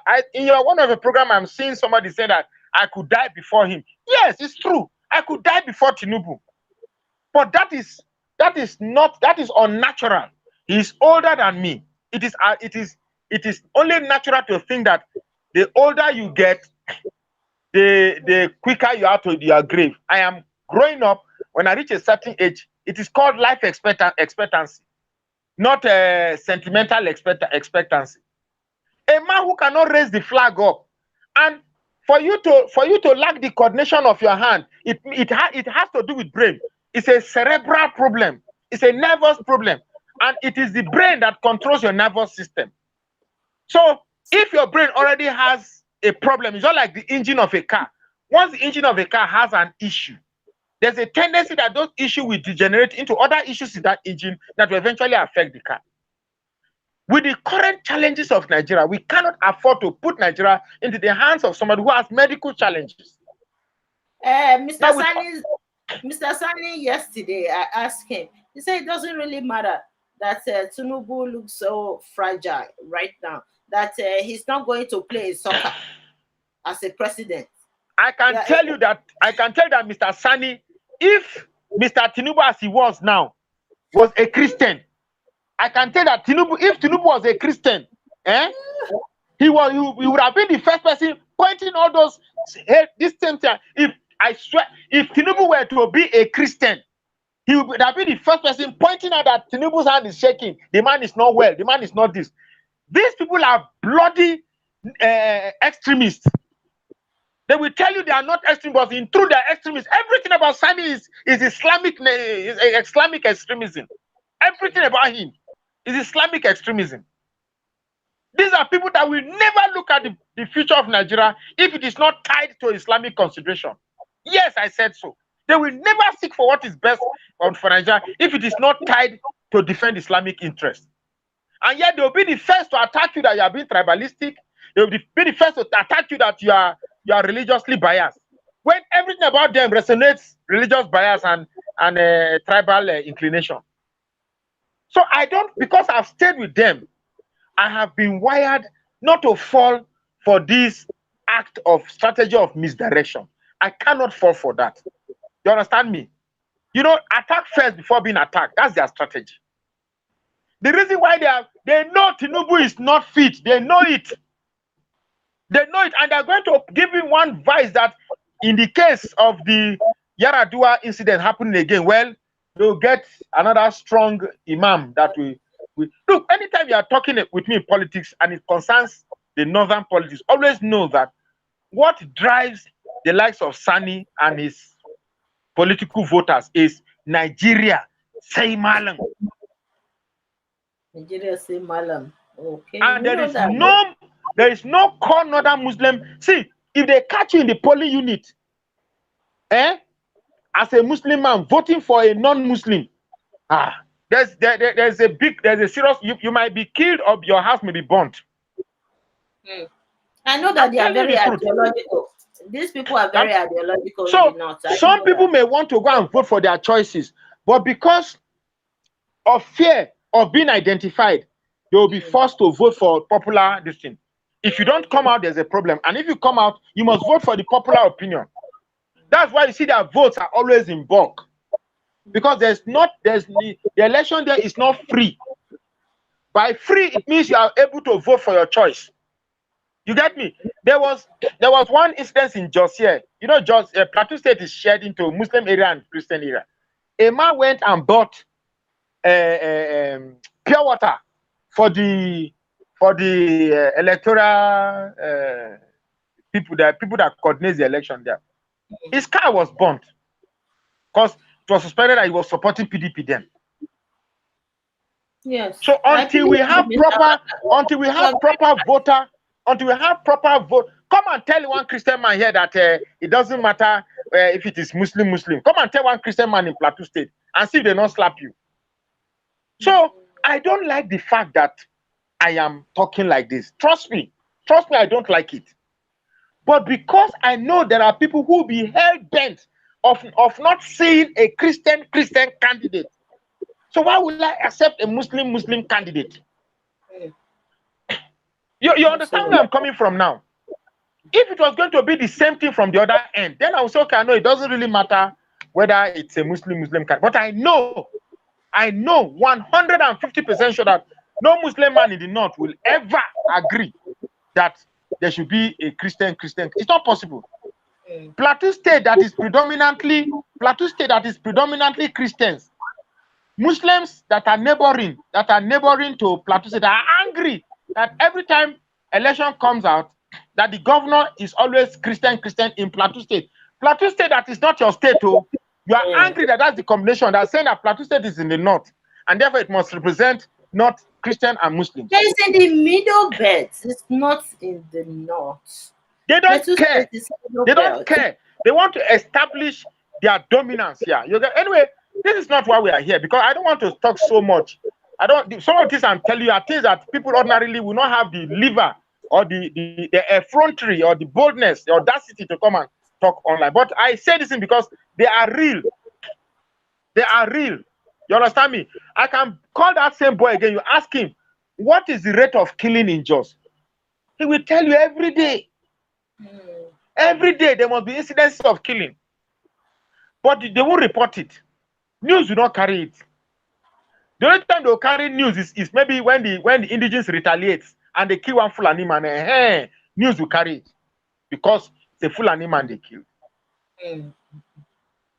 So, and you want a situation whereby these killings, these Boko Haram, as sophisticated as they have penetrated the reason. Another reason why I want Peter Obi is this. Let me even come. Another reason why I want Peter Obi. You see, these terrorists, they have penetrated the system. They are holding position in the system. They are in the military. They are in the civil service. They are everywhere. They penetrated it.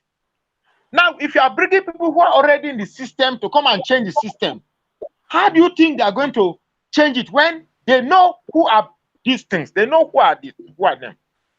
But if you bring somebody who is not in the system, there's a more likelihood that person will change these things than somebody who is already in the system. Are you telling me that Osibanjo does not know who are members of the terrorists that are in government? He knows, but he can't do anything because his hands are tied. And if he comes in again, the people who is loyal to will stop him from taking actions. Do you think a Peter Obi will compromise security when he comes in? No. No. Do you think a Tinubu will compromise this thing, you cannot say categorically yes. Do you think an article will compromise insecurity? Because this is a man who couldn't stand firm in a simple decision of a tweet. Simple, just common tweet when he posts. He couldn't stand firm on a tweet. Is it when he now takes a decision that, okay, certain terrorists should go and be killed? You think he will not, when they not react, he will not change his mind? That's why we want Wike to be vice president to Atiku so that he can help Nigeria with this insecurity. You still don't know. The role of the vice president is as useless as toilet paper. I don't know you Southerners. What is wrong with us? The constitution does not give any power to vice president. Compare Mr. Raka. I understand, depend on the vice president. When Atiku was a vice to Obasanjo, you see how active he was. He just made noise, but he didn't influence anything. He just see the constitution does not give any executive power. You see, my sister, let's not look. You are the one talking about reality, that the truth is bitter. Now I'm telling you another truth. The constitution does not give any executive power whatsoever to the vice president. They only gave them power to decide economy, just the economic power, to write plan on the economy. Even at the end of the day, the constitution still take that power away from him, because whatever he discussed is going to be vetted by the Senate president, where they will say, all the people say aye, the Northerners will say nay. They say nays have it. So either way you look at it, the North has pegged something that will always make them have the last say at the end of the day in this country. So as a vice president, you really have no power. If I must blame Jonathan, there's only one place I will blame Jonathan. And that's the fact that he was not in touch with what being an executive president of the Federal Republic is. He didn't know what power was. He didn't know what it is to be power, to be the Nigerian head of state. He was trying to play correctness. Well, let me play in the interest of fairness. These people don't understand fairness. What they understand is superior power. What they understand is you either be under them or show them you can be above them. That is the only language you understand. All this idea of let us once they notice weakness in you, they are going to push you away. That's what Jonathan did. He showed them that he was weak. That's why they around, they toyed him around and booted him out. So you are talking about the truth. Well, my type of truth may not be your truth, but hey, this is how I see it. I stand to be corrected.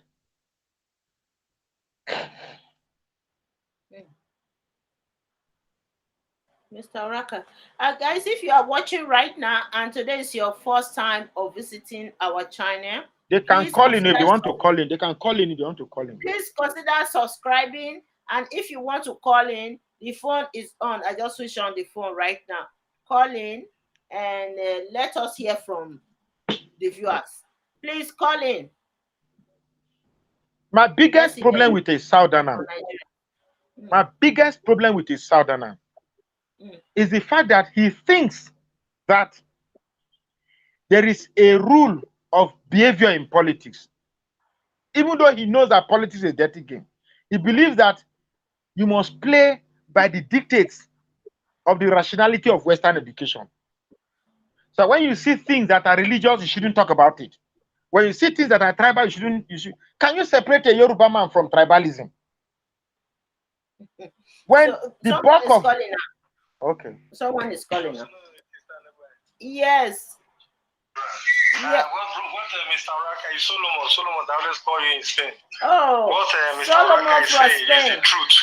Yes, Solomon, yes. I told you I was in the north. I was brought up in Kafanchan, Kaduna State. So what Mr. Raka is saying is just the truth. No Muslim will allow Christian ticket in Nigeria. It will never happen. It will never work. They will not allow it.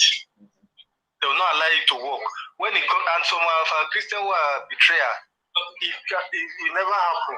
There's no how that you can see Christian tickets in Nigeria today that they will allow it to happen. And by the grace of God, Tinubu will fail, because he's going to fail, because by the time he pick that Masari he pick, I know that he will change that man. That man will not be the last person. He will later change that man.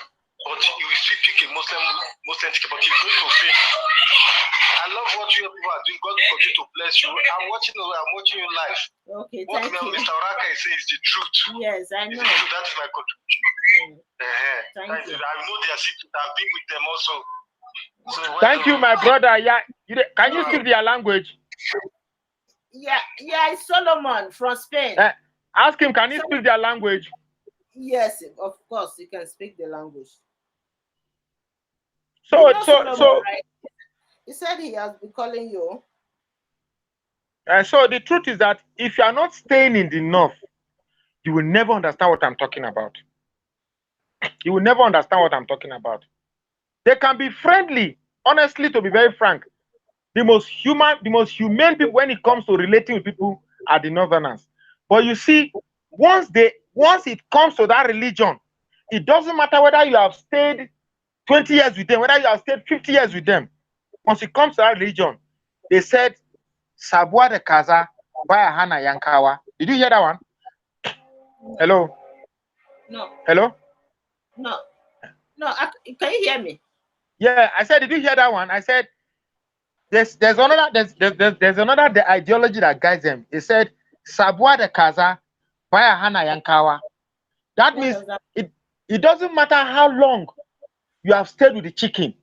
Doesn't matter how much relationship you have developed with your chicken. When it comes to cutting it, you will cut it. Oh Lord.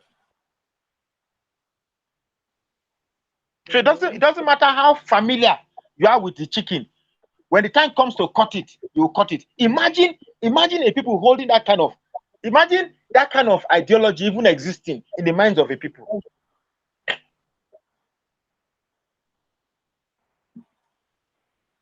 We are waiting for someone else to call. Call in, please.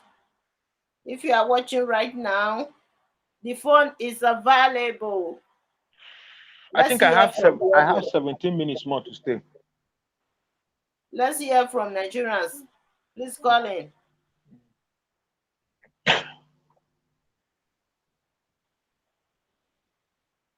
Okay, somebody else is calling.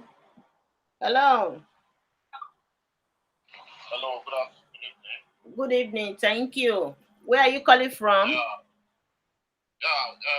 is Festus. I'm calling from Denmark. Okay, Festus from Denmark. Thank you for calling in. Go ahead, tell us. Actually, I'm your fan, but this is my first time of calling on your live program. Thank you. Thank you for the work you're doing.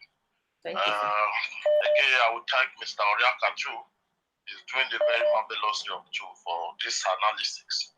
Yes. I just want to make a little contribution, I think we in the South, we have played into the hands of this Northern for so long, and then we sold our pride, because there's no unity among us.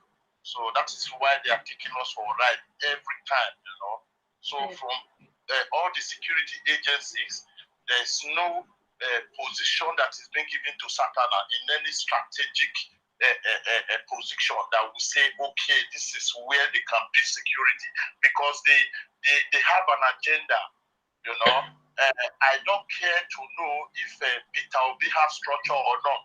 I think we that are living in the diaspora, we are the structure of Mr. Peter Obi. He has a very good track record. People are saying, oh, what has he done? What has he? He has not been, he wasn't a vice president before. He wasn't the Senate president before. He has not been the president of Nigeria. He's a self-made man, and he doesn't throw his money around. He was the former governor of Anambra State. Yes, two-time governor of Anambra State, and he has a good record in Anambra State. I think me and my household, Obaseki was booted out of APC.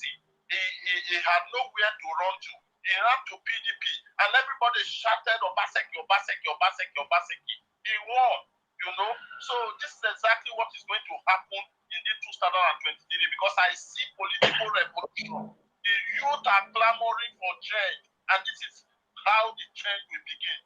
Watch out, a very large number of people living in diaspora today, they are reaching out to their people, to their families in Nigeria. We cannot remain like this. I am from Edo State. Fulani herdsmen are all over the place in my community. My parents cannot go to farm. My brothers cannot be on the street because everywhere is surrounded by the Fulanis. If we allow them to pull their trigger, Nigeria will go inflate. So anybody that is wise this time will not say Tinubu because they have an agenda. Tinubu, if you think Tinubu is our Messiah, he installed this government. He worked with Buhari. Okay, why don't you influence Buhari now to stop this killing? Why don't you influence Buhari now to change the economy for good? Correct, guy. No, you can do it. And apart from that, look at his age. You know what will somebody like that come to do in power? Instead of you to go to the elder room and then you start taking care of your grandchildren start taking care of you. You want to go to Aso Rock to do what? And then the people are talking about Atiku. Atiku has been contesting for presidency 29 years ago. Till today, he's still contesting to be the president of Nigeria. Atiku wants to be my children's president again. I don't think this is acceptable. We must wake up. We must wake up. Thank you. This is my only contribution. Thank you. You have made your point. Very nice. Thank you. Festus from Denmark. So please call in. I saw 3 other people. I'll be 2 people calling when he was speaking. You guys should call in now.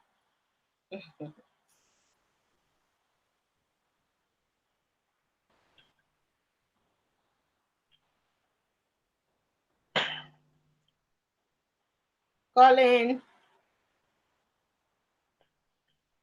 If today is your first time of visiting our channel, please consider subscribing to our YouTube channel and share our videos.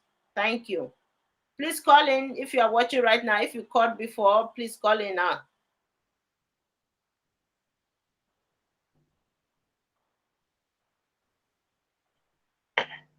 What we should be, Nigerians, especially those in diaspora, they should be planning how to liaise with their family members back home to ensure that. In fact, there's something each time I remember, I'll forget.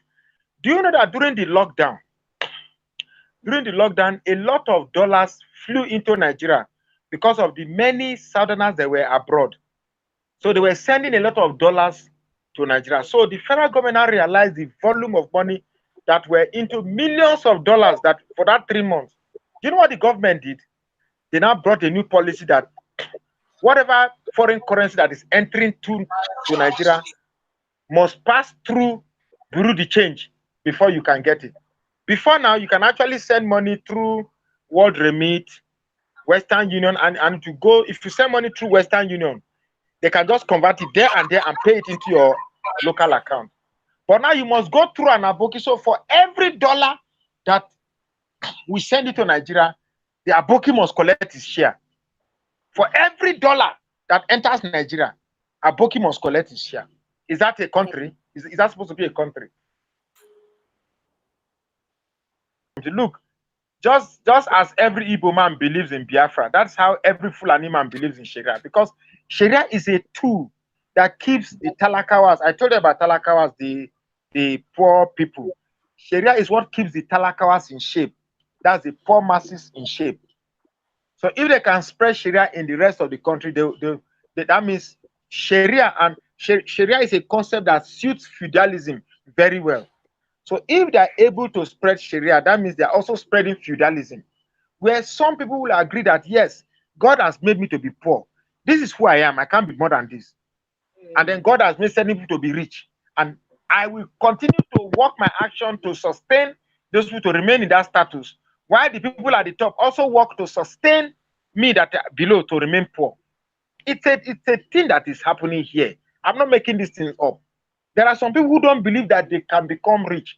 They are contented with shining shoe and producing more of their kind. They are contented with cutting fingernails and producing more of their kind. So during the election, they will just flood the place and be putting a vote as indiscriminately. And those people, you will never tell them the truth. You see, there's a huge work for Peter Obi and whoever is going to change this country, because these people in the north, they are not open to reasoning. All they want to hear is, let's sustain Islam. Let's sustain a Muslim.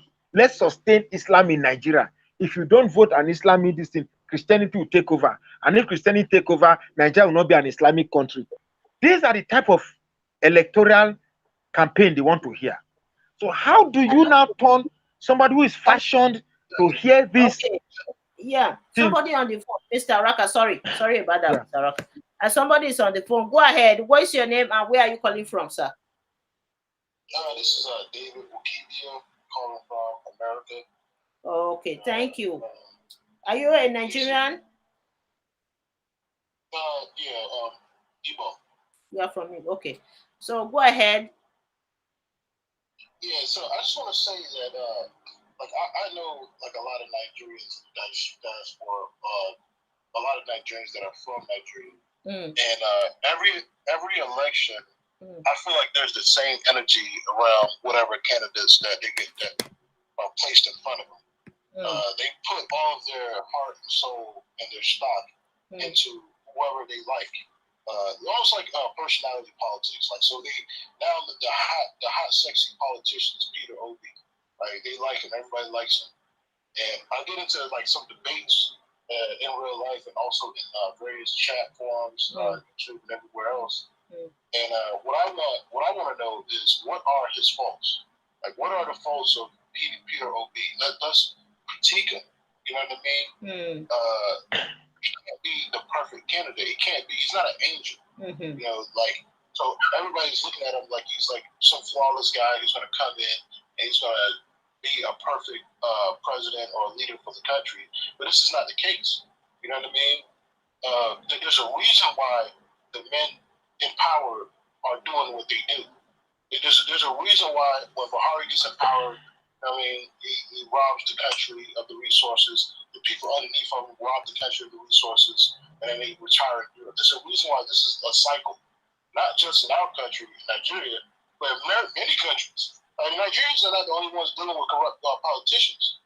So, if we all want to, we can point the finger at the North and say, "Oh, those people are corrupt up there," but that's not the case. Like, right or wrong, I've never been to the north of Nigeria. Right or wrong, are they poor in the north, or are they rich?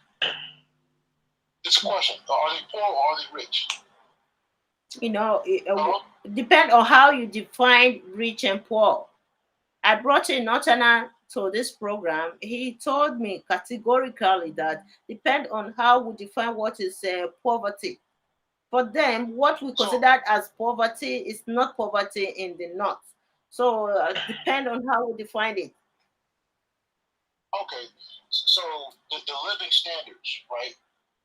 You know what I mean? Are they that much better in the north than they are from the south? Can I talk? Can you put in while I talk to you? Because there's something I will forget.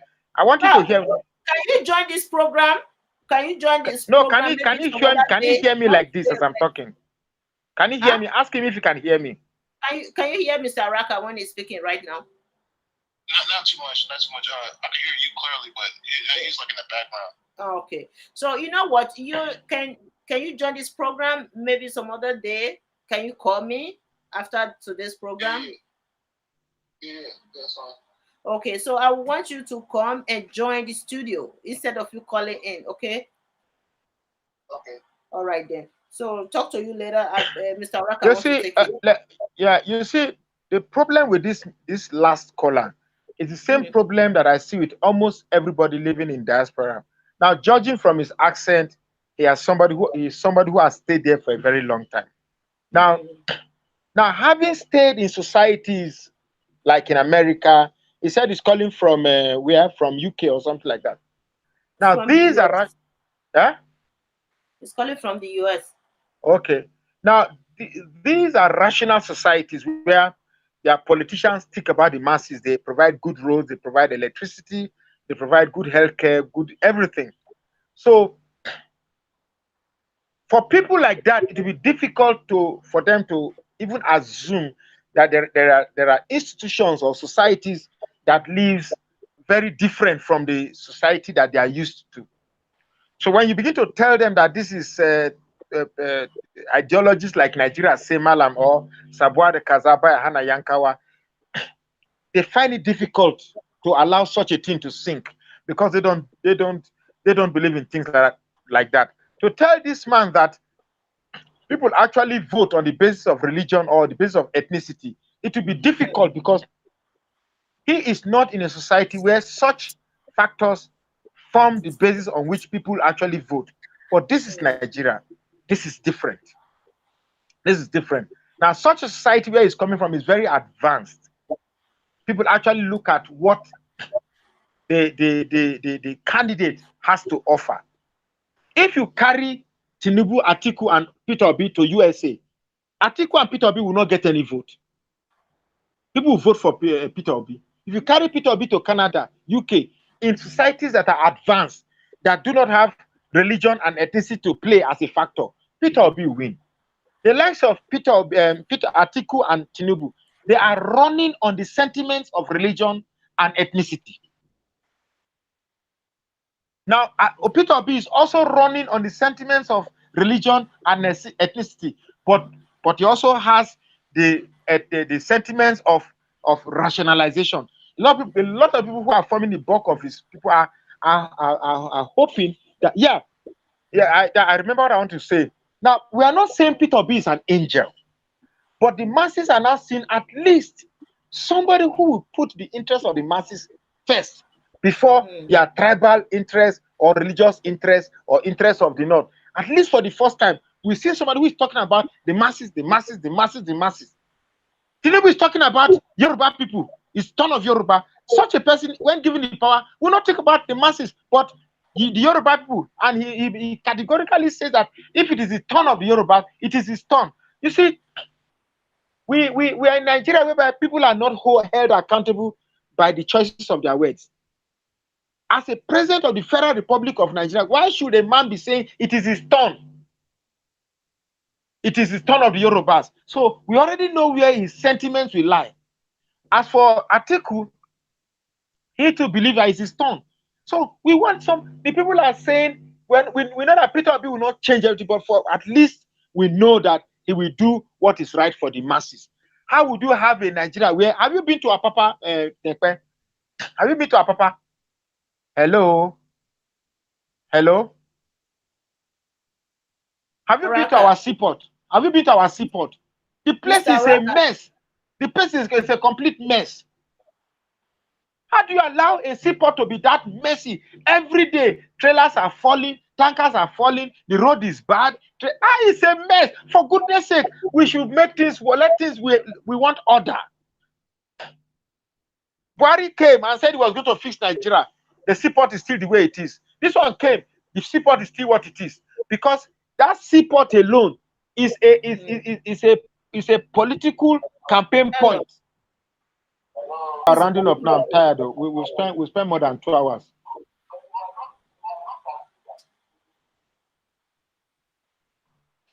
You said Mr. Raka. Hello, Mr. Raka.